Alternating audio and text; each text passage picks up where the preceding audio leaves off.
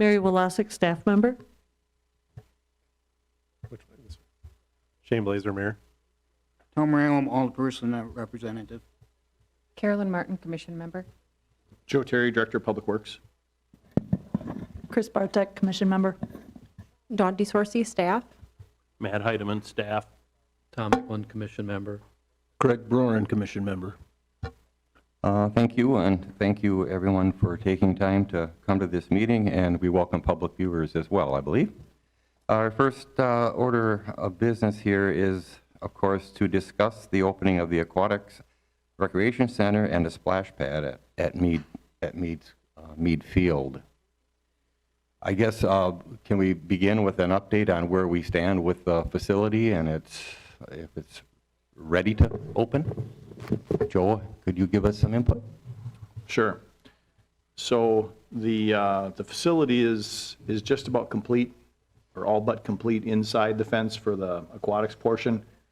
There are a few odds and ends that need to be taken care of, but there are also a few items that have cropped up kind of last minute that the state of Wisconsin, in their interpretation of the pool codes, have changed their position from the time that the pool plans were stamped and approved until now. Their staff is all but completely changed over. And so there are 3 things that need to be addressed before we can open. One of those 3 things is for the water walk feature, the stumps with the net. The padding along the deck needs to be expanded. That is expected to arrive on July 1st. If we were to open prior to July 1st, we would take out those. They're just clipped at the bottom. And that feature would stay non-accessible for the first several days. There was also some additions on the deck for protection around some of the poles. That work has been done as a change order. And the one that is still prominent is some interpretation about deck to landscaping clearance. And we've got 3 areas along the deck where the state has changed their interpretation of the code, and we have 3 areas that need to be modified. The contractor believes they can get that work done by the end of this week. But talking with staff and just some concerns with our progress in being ready, we would like to have an extra week before we open. So instead of opening on the 29th, if it is safe to do so, we would recommend opening on July 6th. Other than that, if any of the commissioners wish to have a tour that have not yet had one, or if you have had one and you want another one, there are several opportunities in the upcoming days this week.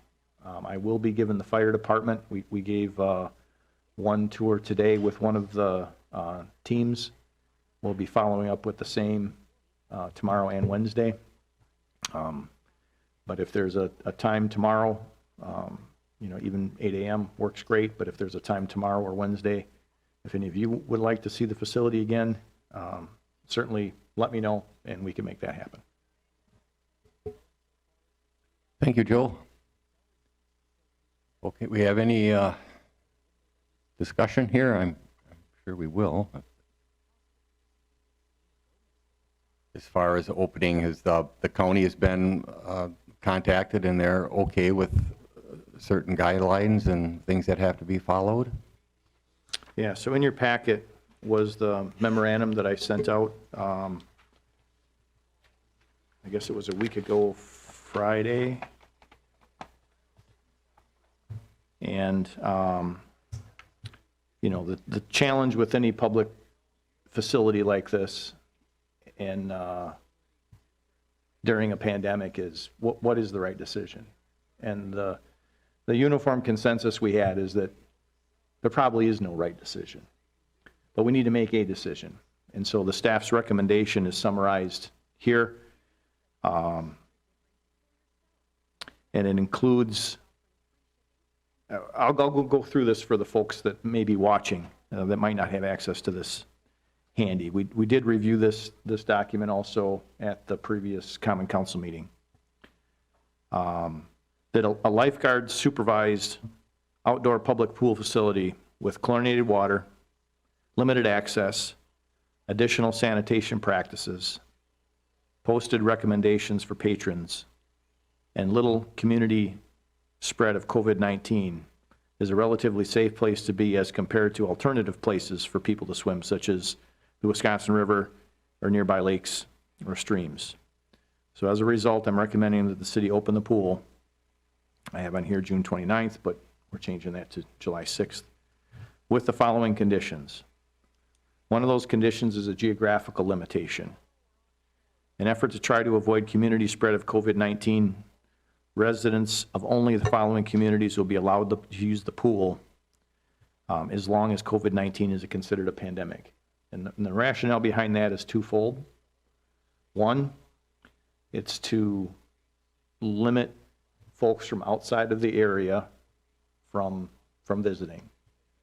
And number two, it's to provide a location for folks that are in the area so that maybe they're not so inclined to go explore outside the area. The recommended communities that would be allowed to use the facility would be City of Wisconsin Rapids, City of Nakusa, Village of Buren, Village of Port Edwards, Village of Rudolph, Town of Grand Rapids, Town of Port Edwards, Town of Saratoga, Town of Seneca, Town of Rudolph, Town of Siegel, and the Ho-Chunk Nation. And we would accomplish this with assistance from our GIF staff to create a very simple to use webpage where a patron's address would be entered, and it would simply give a green light if it's physically within these areas. Ho-Chunk Nation is a little bit different. They would have to present identification from the nation. And then if they didn't fit within that geographically limited area, the indication on the screen would be red, so that those folks then would be, from outside the area, wouldn't be able to utilize the facility. Also recommend patron loading limitations. The pool bather loading capacity of the facility is 822 patrons. Total admissions is recommended to be reduced to a maximum of 400 patrons on site at any one time. And this would be accomplished by the admission staff counting patrons both entering and exiting the facility, because that is only at one location through the admissions area. For patron information, signs would be made and posted in area that identifies, number one, COVID-19 remains present and can result in a risk to health if contracted.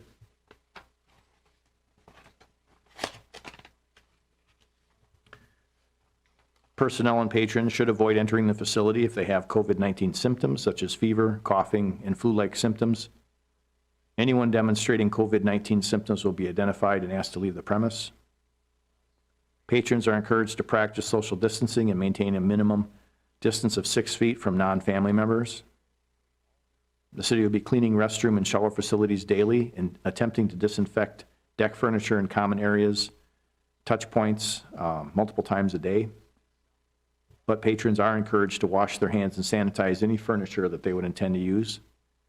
And then patrons would be notified that the loading limitations would be as mentioned with 400.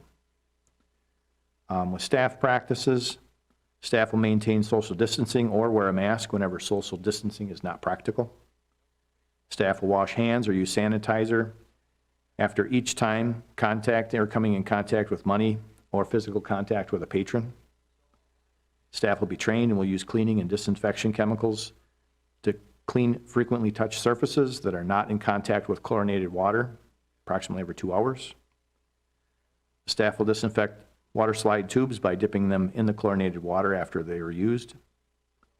Spread of COVID-19 from concrete surfaces is very low, and so with that, disinfection just simply isn't affected, and there won't be any special disinfection of the pool or deck areas.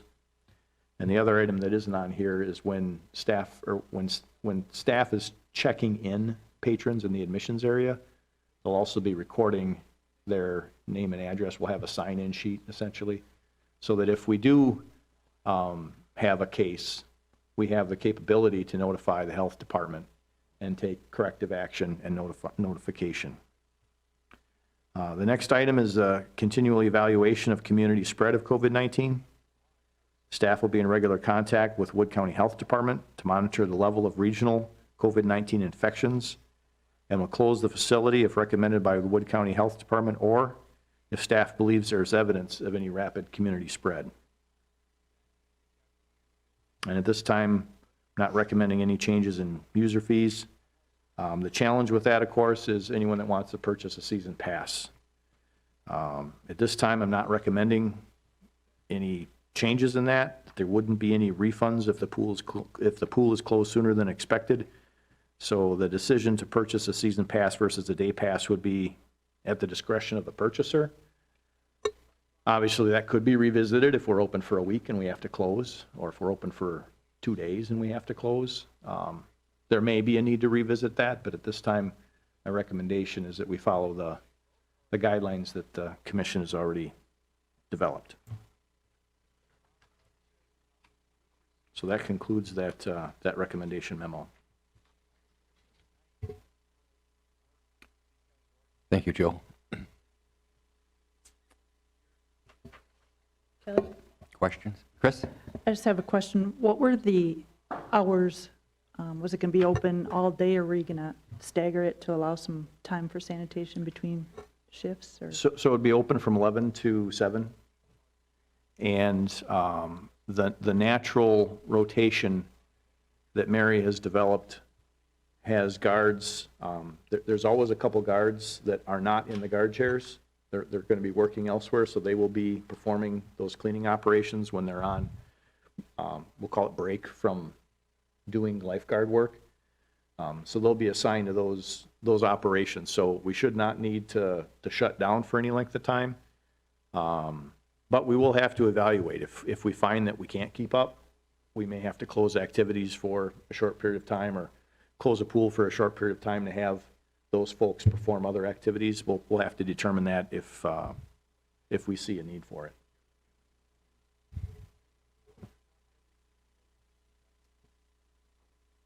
Mr. Chair, I have a question. Yes, Tom? So I'm curious if Wood County Health had any particular issues with this plan and didn't agree with any of it. So I don't believe so. Mary, do you have anything to elaborate on that? No, there was four of them from Wood County Health Department that we took a walk through, and I basically had a lot of questions, and this is what my plan was to open the facility if we were to open under the COVID, and they had agreed with everything. They agreed with about 50% of capacity, making sure that the touch points were cleaned and that we had signs posted. So they basically agreed with everything that was written down. So what are the specific items then that would tell them that you need to shut down? They would not give me specific numbers as to you need to shut down under this. They're kind of leaving that up to us. They would give us guidelines, but that was it. They will not give us specific numbers. They will not do that. Okay, thank you. One final item. This says it's going to be lifeguard supervised, and I don't agree with that, particularly being a new facility and with all this going on. I don't think it is proper to put those young people in a place where they need to enforce rules that are social distancing or what have you. So it seems to me, at least for some period of time, maybe a month, whatever it is, there should be some full-time city staff person, not the part-time people, overseeing the operation of the facility.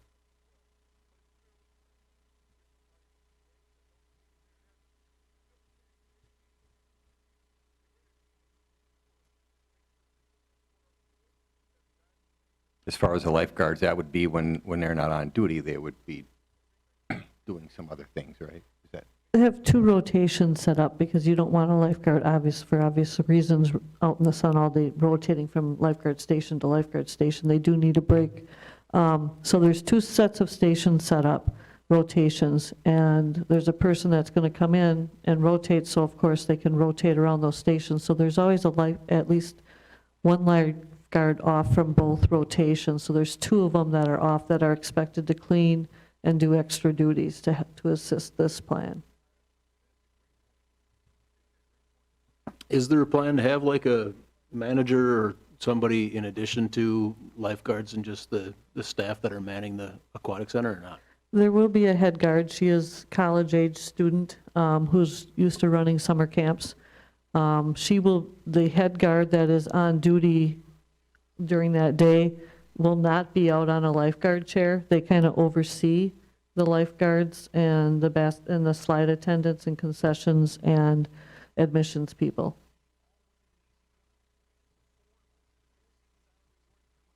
How about, where are we at with training? Is everybody trained and are we ready to go, or are we still in process? So we're pretty close to being done with training. We've got training this week yet. Tomorrow, we're doing a dry run with a number of lifeguards and some select, some people from the community that have been selected to practice with us to evaluate both the operation of the pool, and that will be, some younger kids that will be, the only time, they'll be encouraged to misbehave, to test the lifeguards. But otherwise, we're very close. We do have some training yet with concessions. Mary can elaborate on the training, but there's been training going on for the last several weeks.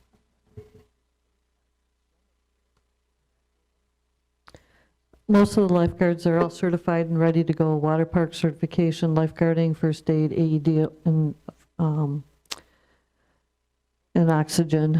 I have the fire department coming over on Wednesday we haven't touched at all on our emergency training yet. So we have that set up, and the fire department's coming to help us with that because there's certain ways they prefer them to be backboarded compared to the Red Cross. So we make sure that the lifeguards are trained the way the fire department wants them to put the people on the backboard and train them. The cashier's attendants, we had training with them today. Dawn assisted with that, so they are familiar, and they're going to practice a little bit more on the day run.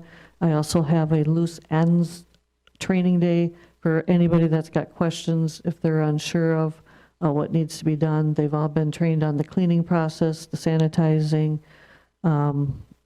everything else. So hopefully they will be ready to go. So I'm guessing that there must be some protocols in place, even barring the pandemic, that if there's, unforeseen issues, there's contact people that the head guard reaches out to, or some way to get additional support if necessary. Would that be accurate? Yes, so we have, when you're operating, besides behavior and overseeing patrons, there's also the important process of maintaining all the equipment and making sure that the pool is operating properly mechanically. And so full-time staff will be performing that routine in the morning. Lifeguards will assist before we open with some of the pool cleaning and prep work. Same thing at the end of the day, the guards will assist in getting some of the automated pool one automated pool vacuum going in the evening so it's ready for morning.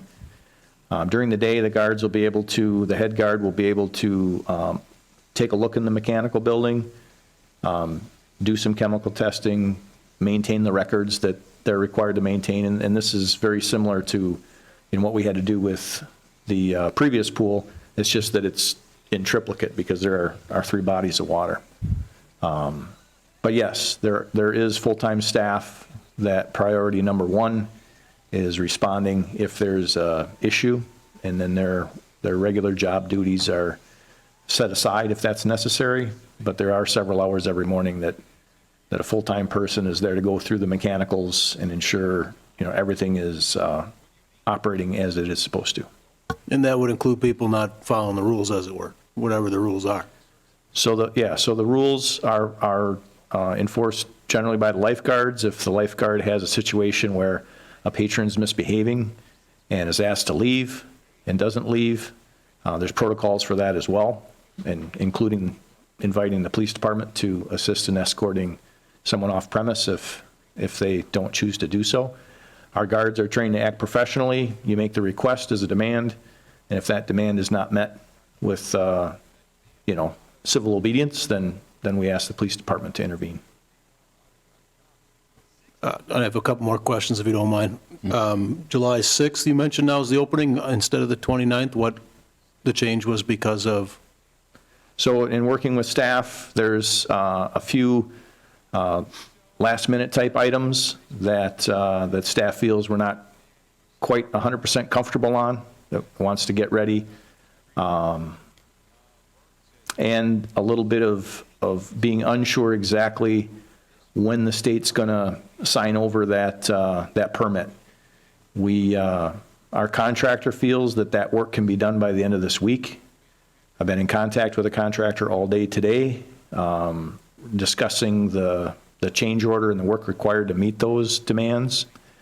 That said, that doesn't give us much of an opportunity to notify the public if we need to delay a week for the opening of a facility like this. It is going to be a pretty grand event, and with the staff concerns and this, these issues to make sure we're in full compliance with all the state inspector, we just feel it would be better to open then on July 6th and call that the opening date. A little cushion is what you're talking about, really. Correct. Okay. Then my last question, I was under the impression the city council, I wasn't able to tune in or attend, but the city council talked about the possible opening of the aquatic center, correct? I'm curious to know what the attitude was amongst the council members. So I think in general, well, the vote of the council was to allow the mayor to make decisions related to COVID-19. So if the pool is ready to open and we had set an opening date absent COVID-19, it's this body that makes that decision. But the council had ruled that COVID-19 related items, they're allowing, because it can be dynamic. We may need to close the facility at a moment's notice. We may have to do some, whether it's a policy ordinance related thing that given the unprecedented situation, that the mayor would be the responsible person for that.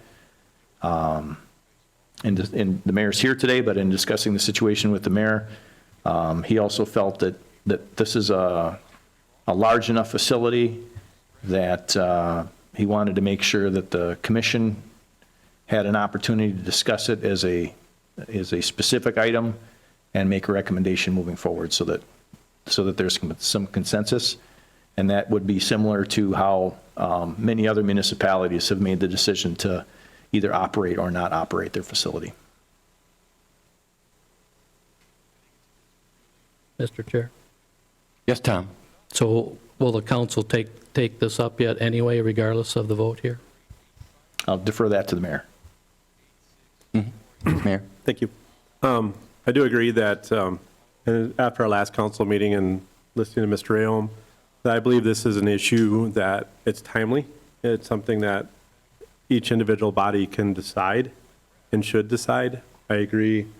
Mr. Aom made a statement about, giving me the authority to make those decisions. And I think when timely isn't available, then I think that's when that decision should be, that executive or emergency order should be in place to do those decisions. But being that we have time now, I felt it was important that this body made a recommendation or a decision, and we're attempting to get a council meeting together. And we tried to talk about it a little bit, but we never really settled in on the council making a motion and deciding as a council. And I believe that since we have time, that body also needs to make that decision. And I think this body would be a good body to make a recommendation to that council on that decision. Thank you, Go from Mayor. there. Thank you. I do have a question though, Kelly. Yes. Joe, with the splash pads, are those going to be left on the 29th or pushed off to July 6th? So our objective would be to open the splash pads on the 29th. Okay, thank you. So in regard to the decision-making, it's very inconsistent. This commission was never asked about opening the parks, the shelters, Whitterfield, but now all of a sudden, this comes to us. So something needs to be addressed there because we're in sometimes and mostly out.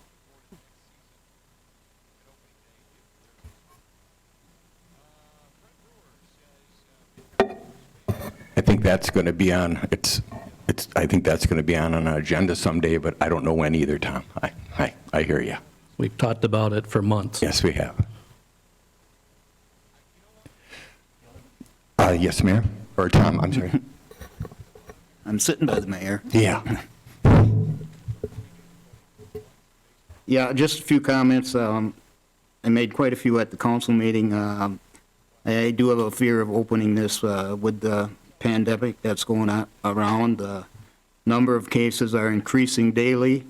Fortunately here, we haven't seen what spike there is yet. But just because we limit it to a certain number of communities, now we're in the summertime. People are traveling. So you're having people come not just from other counties, other states that are passing through in contact with people here, might be staying with somebody here. And you don't find out that you have it until after you have it.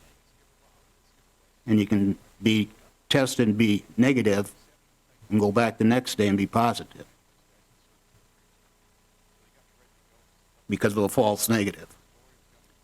The other thing, and I totally agree with you, Tom, is that we have to rectify who really has what authority and who makes the decision. And, you know, if this is just a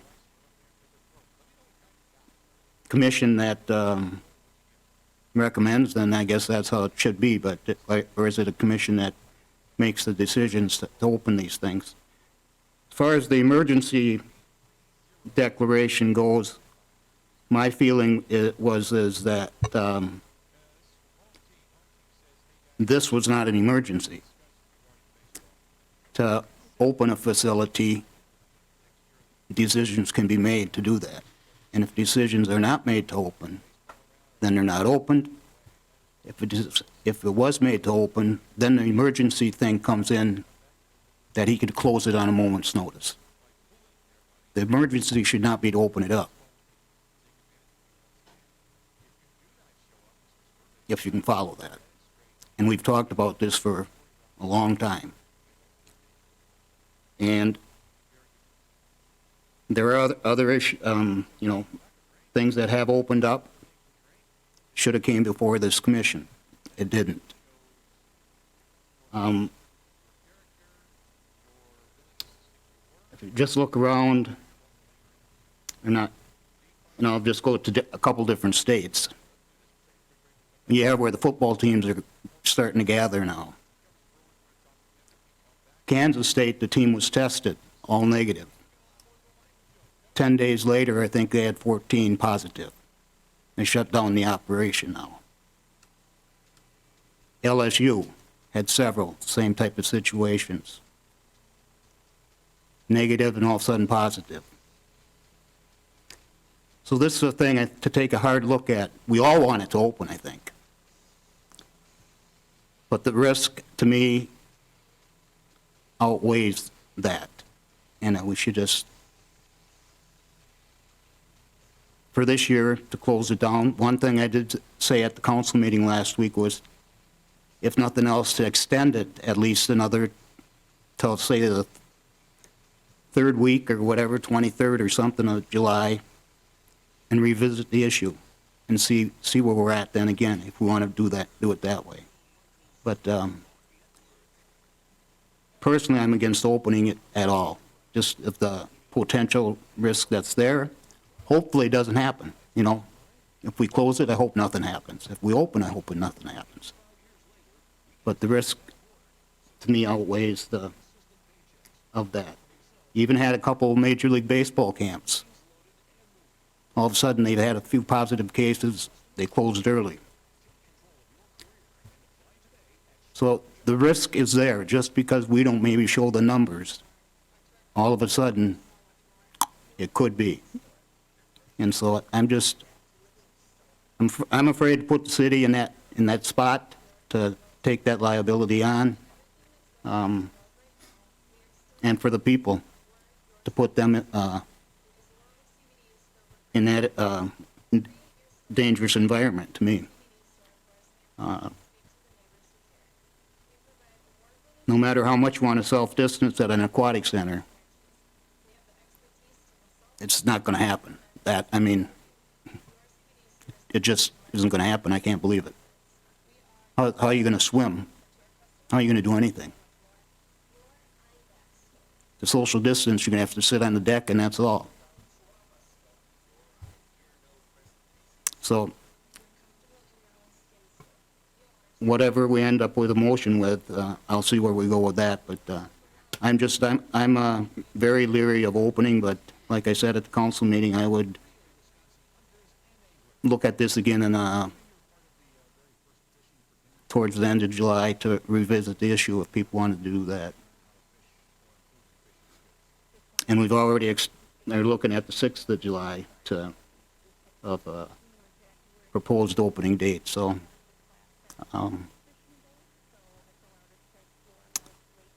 But even that, that's not far enough down the road for me to see if something isn't going to happen, so I'll let it go with that. Thank you. Yes, Joe? Just also want to mention, one of the concerns that I have with pushing the time back is that the city does incur real costs every day, that pool is full of water, recirculating pumps, adding chemicals. It is a costly endeavor. So the recommendation to move it back a week is not a light recommendation if we are to open. I would just be concerned from a budgetary standpoint if we were to wait a month, for example. We don't really have the capability, wouldn't be cost effective to drain the pools, and then a week before we open, fill them back up, rebalance the chemicals. So I do think that if we're going to delay beyond the 6th, we should give serious consideration of not opening for the season, just from a budgetary standpoint. But I do understand that, everyone is excited about this, and as long as everybody understands the real costs involved. And unfortunately, I don't have a finger on that pulse in real time right now, because our utility bills come a month late. I don't have a history of cost for this particular facility to be able to estimate what our daily expenses are. Obviously, they're less if we don't have all the pumps running and all the splash features operating, but we're still using chemicals. We're still using quite a bit of electricity and heat. Joe, I think last meeting you were right up front with us and indicated something about possibly $100,000 additional tax or to the taxpayers, which was great for you to report. I mean, did I understand that correctly? You did, and that's a rough estimate. I know, Joe. I wish I had some firm numbers that I could present to you, but with my experience with this facility and other facilities, that's my best estimate. That's good. Thank you. I just had a question. I see Attorney Schill is here. If something, I see you back there. If something would happen, say we became a statistic, from a liability standpoint, are we in that recreational immunity, or nobody could do anything? I don't know.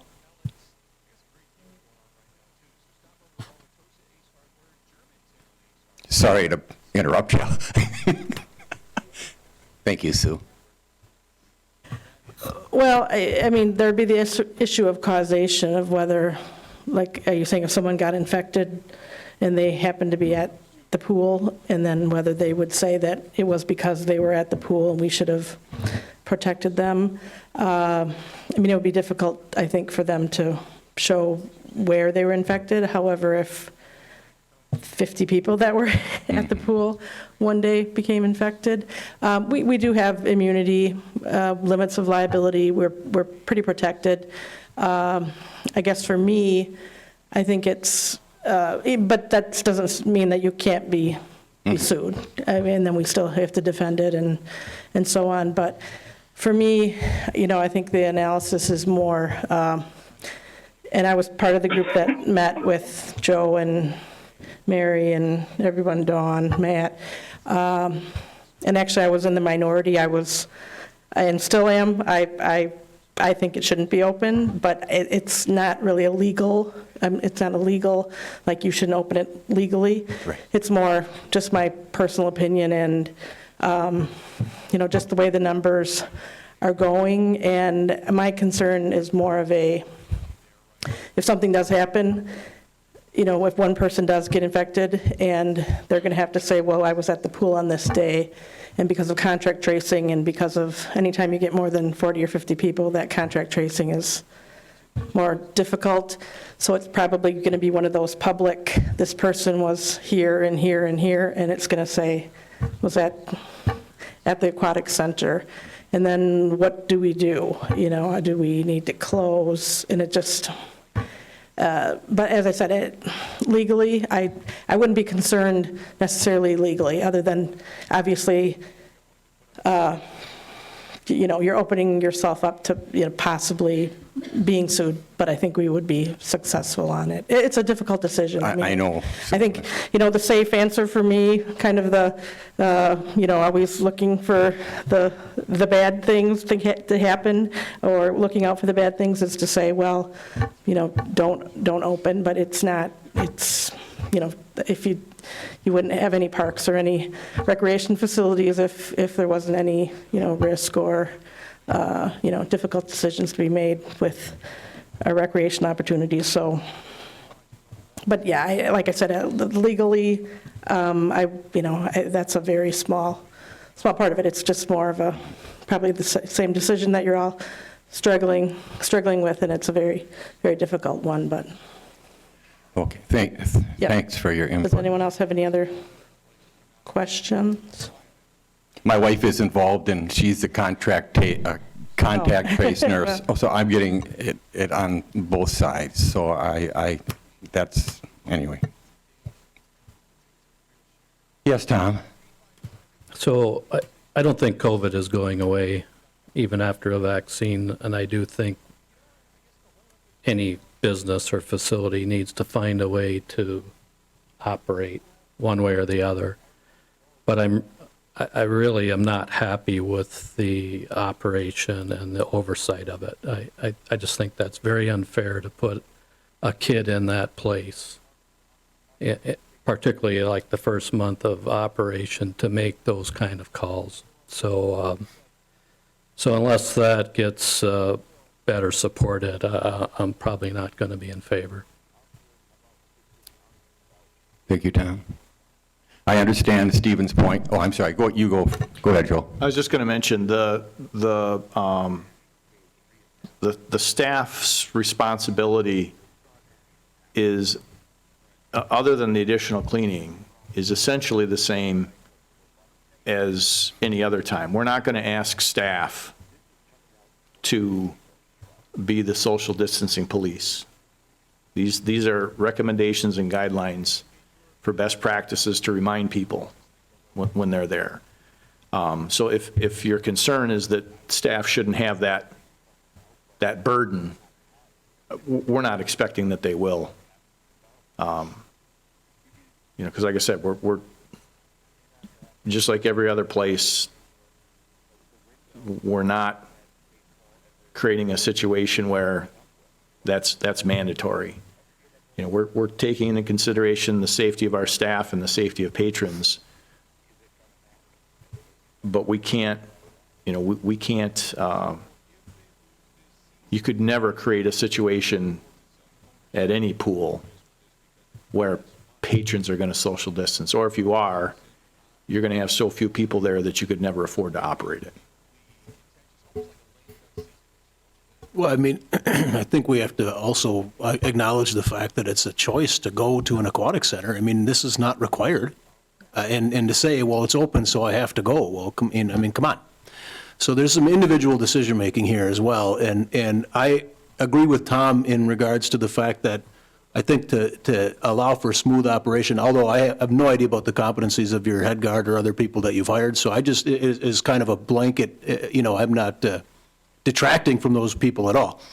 Just kind of as a blanket with regard to the smooth operation of a brand-new facility, that those supports are in place. So that, I mean, if and city staff are comfortable with it, it is what it is. I mean, it's got to start at some point or another. Knowing that, too, the obligation and the goal is not to be social distancing or police in that manner. I don't know that we really have that option anyhow, I know that, I think Noah's Ark in Wisconsin Dells has opened, and maybe other water parks. I know locally, some municipalities made the decision not to open any of their pools. I honestly don't know what the right decision is either. As a rational person, the thing that I lean on is the fact that an aquatic center is not required for the functioning of the city. I mean, if it stayed closed, it would be a financial issue, but it's not as though it has to open. It's not a school, okay, or a business or something like that. So that piece of it being like an absolute mandatory thing, I think, is what makes this a more difficult decision for me personally. Because again, if they're understanding like in the fall, we're going to open schools, that's our plan. Now, things can change between now and fall. And most school districts that I've talked to are doing the same thing. But from the same hand, this is not, it doesn't provide the same kinds of services and circumstances that the community needs as compared to, for example, opening a school building, right? So those two things aren't really comparable. But what is comparable, in my opinion, is the fact that, again, it's largely going to be individual choice. So if we're opening schools in the fall, or we're doing summer school, and we're doing swimming lessons as part of summer school, those, as kind of a test, are not required. And frankly, I know that compulsory attendance is required, but we're going to have options, I'm guessing, for families that they can exercise their ability to remain at home or remain in limited contact and still technically attend, under our expectations, and that would largely be virtual, one would guess, or some kind of a mixed approach. But as we ferret that out, this is totally different in that there's no requirement for any human being to go. And people are going to the river. I was at the river with my family on Sunday for Father's Day on our pontoon, and there's lots of people at the river. There's people on Lake Wazicha. There's people in the parks. There's people in, there's people doing things. So to me, I'm less concerned about the idea that the aquatic center opens and we're worried about individual behavior because, again, it's not required. Nobody's forcing people to go to the aquatic center. If we can staff it appropriately, if the staff feel comfortable, and frankly, with the recommendations that are put in place. The last thing that I'll say is, just on a, statistically speaking, if you have a virus, it's going to spread in the community. Bottom line, you bring people together, a virus is going to spread. There's no two ways about it. I don't think anybody's under the illusion that it's not going to. But you can take precautions, you can put measures in place, and you can hopefully slow that down over a long enough period of time that, the healthcare system can handle the issues and people remain relatively healthy, as it were. But again, it's up to individual people to make those decisions. Thank you, Craig. Mary, I understand your other programs, some of them you are, the ones that you can handle with the smaller groups, but like the T-ball and a lot of those you canceled, right? Yeah, some of the youth programs where you've got 3 to 6-year-olds, they're not going to be able to social distance. And cleaning the equipment in between each one is just not feasible. So the only programs that I do plan on running, for example, is like babysitting, where you're going to limit the number of people in the class. They'll be in the council chambers here where you can separate the 8 to 9 participants out, and they bring their own doll, if you will, or stuffed animal to practice on. And they take that with them, and they'll be sanitizing when they come in and when they come out, and the instructor will have gloves and the PPE equipment on. So classes like that that we can control, I do plan on running, but a lot of the soccer, basketball, pickleball, volleyball, with the youth sports, I've canceled for this summer and hope to resume in the future. And your feedback from the community, you haven't gotten any? I haven't gotten any That's great. negative feedback. Okay, good, good. Tom?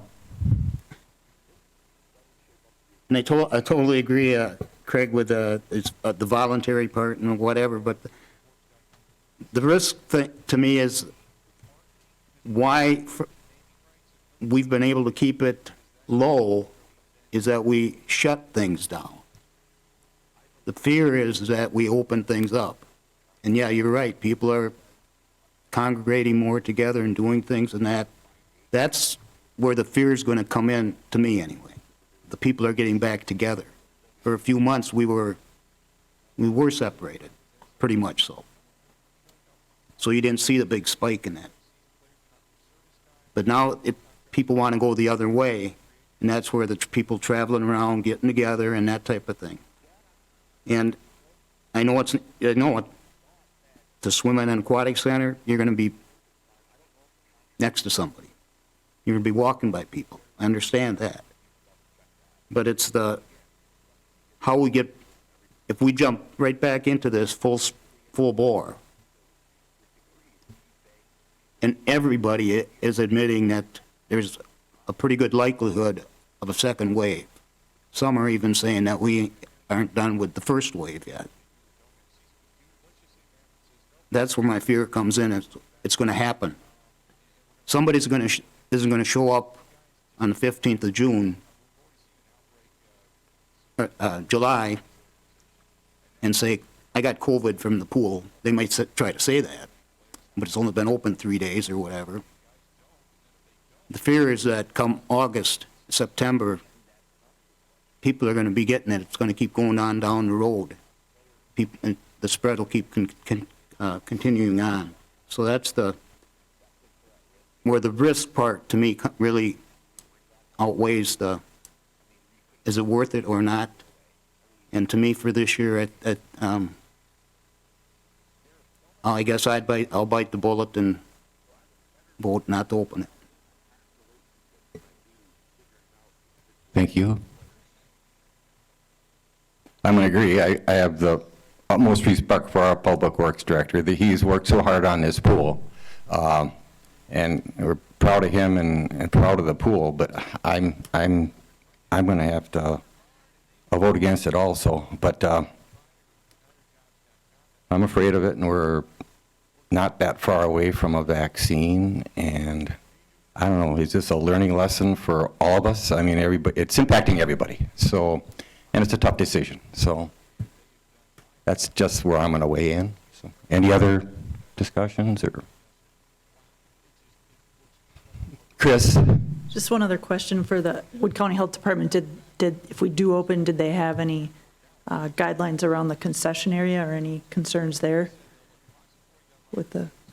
When they came over, it was basically for the aquatic center, because the concessions wasn't really set up, but they do have guidelines for prepackaged food and that type of stuff, and how to handle the money, the basics. But we specialized on the aquatics with the lifeguards and stuff when I walked them through.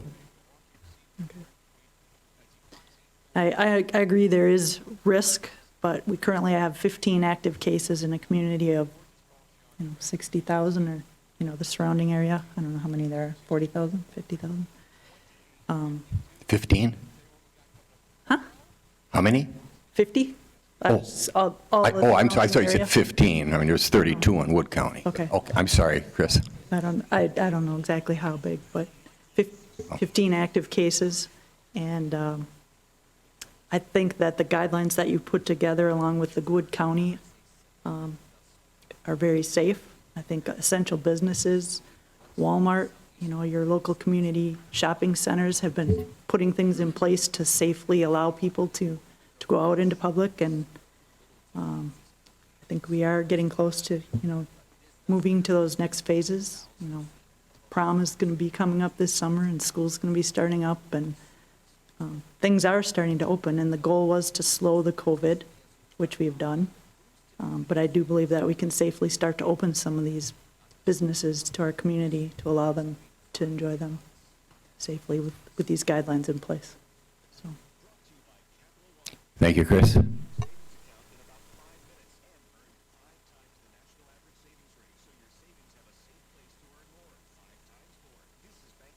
Any other?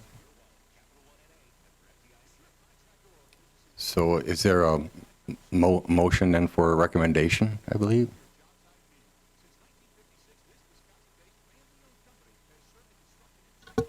Just to kick it off, I'll make a motion that we go with Joe Terry's recommendation and an opening to the pool now for, the aquatic center, pardon me, now for July 6th, with the recommendations in place that were developed by city staff in Wood County.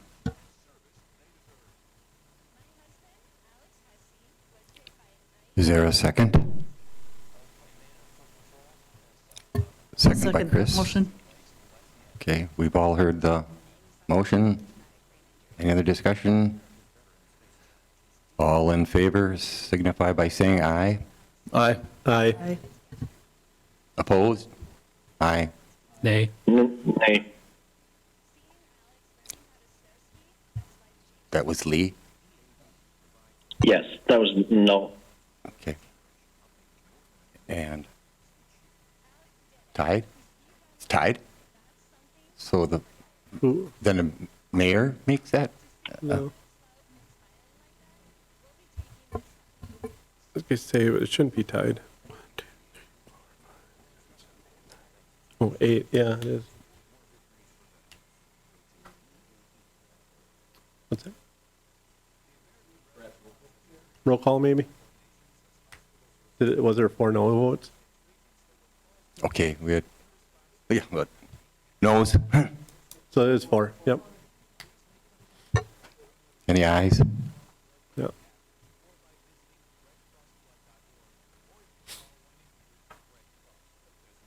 So I'm sorry, is it 4 and 3 then? Or just It's 4 to 4. 4 and 4? Yep. I don't, is there a, Well, it's just going to go to the council anyway, so it isn't going to matter, really. okay, well, I guess so.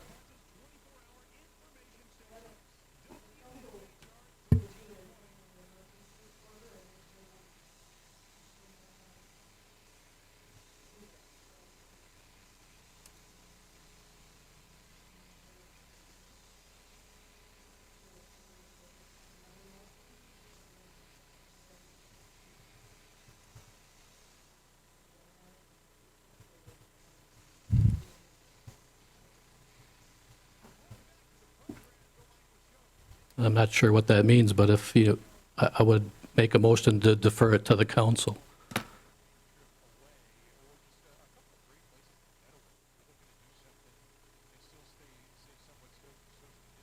That's where it's going, so a motion to,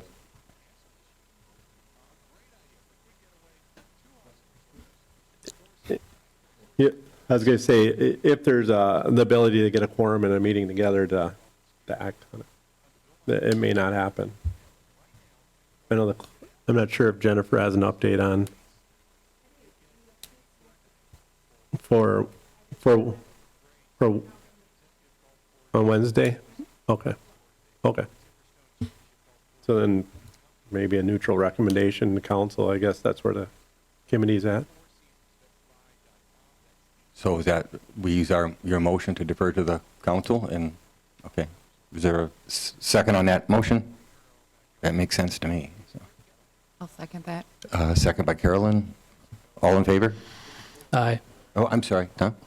To refer it to the council, the recommendation would be, it'd still be read to the council, that is 4 to 4. Yes. Yeah. I mean, Mm-hmm. so, So, yeah, it's, I mean, they have the benefit of all of the discussion and the vote, and the decision would lie then with the council, or the emergency order by the mayor. and I'll just end with, I think, talking with Jennifer and I could meet either on Wednesday or Friday, and I don't know what the, and it was 6 to 2 for people to meet on Wednesday. My only thing with that is to make sure the council is well notified, and we've had a lot of discussions, so it's not new, but, well notified that it will be then, and that, of what took place this evening, you know, at 4 to 4, so. And then we'll see what the council does on Wednesday. Okay, that's, Just to clarify, so it's going to go to council as the Park and Rec Commission came to a tie vote with no decision, correct? right. That's how it'll be worded?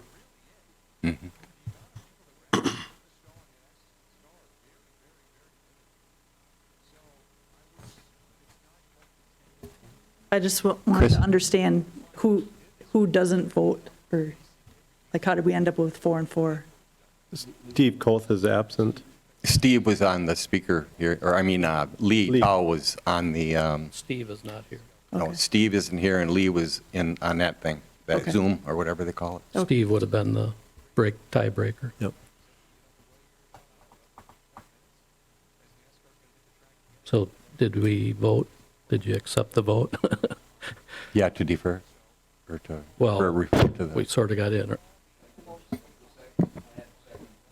Yeah, but then we were voting, and then you had a Okay. question or whatever. so, all in favor signify by saying aye, to refer, aye. Aye.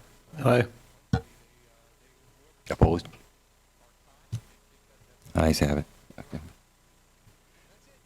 There were other things on here, but they all were discussed, the fee structure, and consider approval, well, the approval for the guidelines for opening as outlined.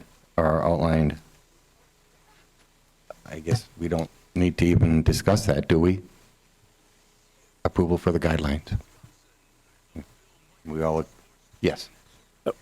I believe, was there some discussion on season passes? And I guess if there's any thoughts on that, if that's something that wants to be allowed this summer, or I think Joe brought it up at the beginning, you know, how are we going to handle if, you know, if it does open and we close a week later, or, you know, those type of things? Or do we just want to leave it as is? I personally, we've discussed the fee structure, and the fee structure had come through here. I mean, ideally, if the aquatic center was in normal operation and it wasn't being built, it would have been open, what, June 1st, June 9th, give or take, early June? Yeah, early June, as soon as high school got out. So, I mean, I don't really see the logic at this stage in doing some kind of a proration with regard to the fee, and I think the recommendation that the fees stay as they are, and frankly, I mean, this is just me, I get that the city is going to be out dollars if this thing can't open, and there's no one that can attend, or can only be open for a couple of weeks. But I'd be hard pressed, and I think that would probably come back for discussion, but I'd be hard pressed to say I just, you know, purchased a family pass, and after 2 weeks, I get $0 back, or at least some kind of a kickback into the next season or something. I think we would have to work something out in that regard. You know, if you're talking, I don't know, maybe it's open until mid-August, and then you're like, well, too bad, so sad. I think it depends upon timing and when these things transpire.